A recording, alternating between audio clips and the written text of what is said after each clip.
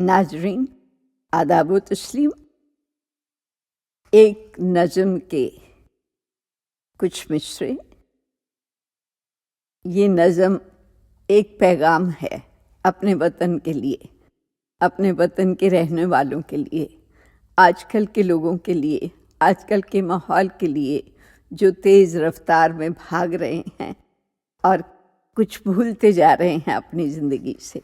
तो ये इस नज़म का उन्वान ही है पैगाम वतन। तो उससे पेशतर एक शेर अर्ज़ करती हूँ। यूं ही बढ़ती रही जो दुश्वारियाँ, यूं ही बढ़ती रही जो दुश्वारियाँ, सब्र के टूटने का खदशा है, सब्र के टूटने का खदशा है। तो दुश्वारियाँ कैसे बढ़ रही हैं वो नज़म में आपको बताऊंगी। तो मेरे हमवतनों, मेरी सरजमी के बाशिंदों, मेरे हमवतनों, मेरी सरजमी के बाशिंदों, मैंने इस बार ज़बां खोलने की सोची है। दुश्वारियाँ जब मुसलसल बढ़ने लगी, बेज़ब्त हो चुप्पी खोलने की सोची है। अदब व आदाब के बाब ज़िंदगी से कैसे कटे, अदब व आदाब के बाब अध्याय, चैप्टर अध्याय को बोलते हैं। अदब व आदाब के बाब ज़िंदगी से कैसे कटे, जान सारी के रंग कुफ्र में कैसे बंटे। डल गई जंजीरें हिंद की तहजीब पर, लुट रही हैं जन्नतें दोज़खी दहलीज पर। सोने सा हमारा गुलिस्तां उजड़ रहा है, गिरफ्त डालो अब अदब व आदाब सलीका उधड़ रहा है।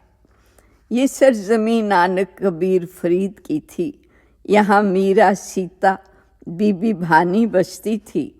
शर्मो हया की देवियाँ, पारसाई की मूरत, जानिसारी की मिसल और हौसले की सूरत।